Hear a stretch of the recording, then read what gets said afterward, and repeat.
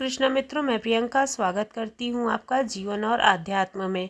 कहानी लेके आई हूँ तेनालीराम और गडरिया की। एक दिन हर दिन की ही तरह राजा कृष्णदेवराय अपने दरबार में बैठे सभी मंत्रियों से विचार विमर्श कर रहे थे। सभी राजा के सामने अपनी अपनी समस्या साझा कर रहे थे। राजा भी सभी की बातों को बड़ी ही गंभीरता से सुन रहे थे। अचानक राजा के सिपाही दौड़ते हुए राजा के सामने आए और राजा को कहने लगे, महाराज, एक गडरिया दरबार में आने की फरमाइश कर रहा है। वह कह रहा है कि वह बहुत ही दुखी है और उसे आपसे एक समस्या का समाधान पूछना है। हमने उसे यहाँ से जाने को बोला है, लेकिन वह गडरिया मान ही नहीं रहा है। वह आपसे मिलने की जिद कर रहा है और अड़ा हुआ है। जब राजा को इस बात का पता चला कि वह गडरिया कोई बड़े दुख से गुजर रहा है, तो राजा ने गडरिया को दरबार में आने की अनुमति दे दी। जैसे ही वह गडरिया दरबार में आया, वह राजा के पैरों में गिर पड़ा। पैरों में गिरकर वह जोर जोर से रोने लगा। राजा ने उसे उठने का आदेश दिया और कहा कि वह राजा को अपनी आप बीती सुनाएगा। राजा की बात मानकर वह उठा और बोला, महाराज, मैं बहुत दुखी हूँ। मेरे दुख का भी एक बड़ा कारण है। दरअसल अभी से 4 दिन पहले जब तेज बारिश आई थी, तब मेरे पड़ोसी की छत ढह गई थी। छत गिरने के कारण मेरी बकरी मर गई। महाराज, मैं चाहता हूँ कि आप मेरे पड़ोसी को सख्त से सख्त सजा दो। फिर वह जोर जोर से रोने लगा। राजा ने कहा, तुम मत रो, मैंने तुम्हारी बात सुनी है। तुम्हारे साथ बहुत गलत हुआ है। हम तुम्हारे पड़ोसी को बुलाकर उसे सज़ा ज़रूर देंगे। दरबार में बैठे तेनालीरामा को यह बात हजम नहीं हुई। उसने अपनी कुर्सी से उठकर कहा, महाराज, यह ज़रूरी नहीं कि जो बकरी मरी है उसमें इस गडरिया का पड़ोसी पूर्ण रूप से दोषी हो सकता है कि इसका दोषी कोई और भी हो।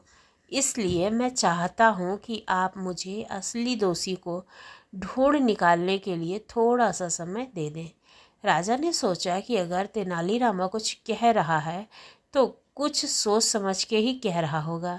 राजा ने तेनालीरामा को कुछ दिनों की मोहलत दे दी। फिर शुरू हुआ दोषी को ढूंढने का सिलसिला।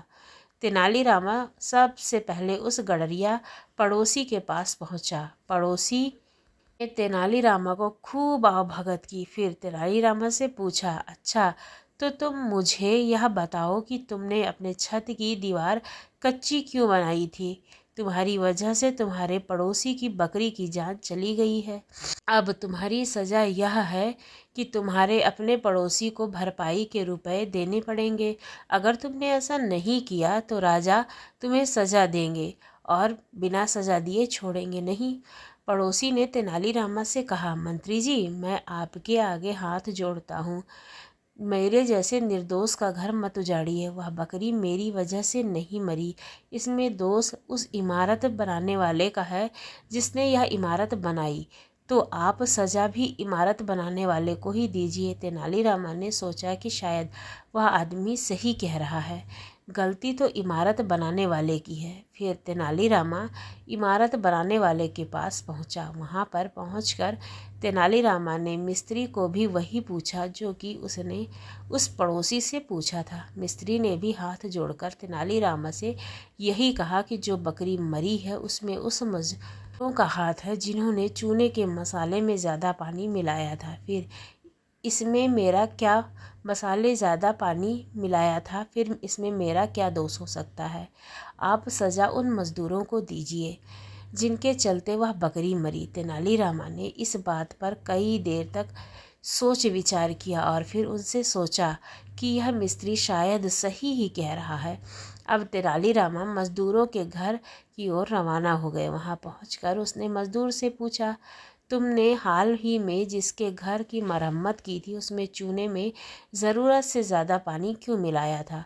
तुम्हारे ज़्यादा पानी मिलाने के चक्कर में उस आदमी के छत की दीवार गिर गई और उसके चलते ही एक बकरी मर गई। मज़दूर बोला, मंत्री जी, अगर वह बकरी मर गई तो इसमें मेरा क्या दोष है? हम सभी मज़दूर ने उस चूने में ज़्यादा पानी नहीं मिलाया था, बल्कि हमें तो चूना बनाने वाले से ही ऐसा मसाला तैयार करने के दिया था जिसमें ज़रूरत से ज़्यादा पानी था। अब आप ही बताएं कि इसमें गलती हम मज़दूरों की हुई या फिर चूना तैयार करने वाले उन आदमी की। तेनालीरामा को उस आदमी की बात भी ठोस लगी। अब तेनालीरामा चूना तैयार करने वाले आदमी के पास गया। वहाँ पर पहुँचकर तेनालीरामा ने कहा, क्यों भाई, तुमने चूने में इतना पानी क्यों मिलाया था? तुम्हारे चूने में पानी मिलाने के चक्कर में एक आदमी के घर की छत गिर गई और उसके चलते एक बकरी की मौत हो गई। वह आदमी बोला, इसमें मेरा कोई दोष नहीं है। मुझे तो जिस आदमी ने चूना तैयार करने के लिए बर्तन दिया था वह बर्तन बहुत छोटा था। छोटे बर्तन के चलते मुझसे चूने में ज़्यादा पानी डल गया। अंत में जब तेनालीरामा बर्तन देने वाले आदमी के पास पहुँचे तो उसने यह कहकर बात को विराम दे दिया कि जो बर्तन उसे दिया गया था वह उसी गडरिया के घर से आया था जिसकी बकरी हाल ही में मर गई है। अब तेनालीरामा को असली दोषी का पता लग चुका था। वह अगले ही दिन दरबार में पहुंचा और वहां पर पहुंचकर राजा को सारी बात बता दी। राजा ने उस गडरिया को बुलाकर पहले सारी घटना सुनाई और फिर यही कहा कि तुम्हारी बकरी के मरने के जिम्मेदार तुम खुद हो। अब गडरिया शांत हो गया था क्योंकि उसे पता चल चुका था कि असली दोष उसी का ही था। लगता है असली दोस्त किसका था। आपको ये कहानी कैसी लगी ज़रूर बताइए। यदि अच्छी लगी हो तो हमारे चैनल को सब्सक्राइब करना ना भूलिए। धन्यवाद।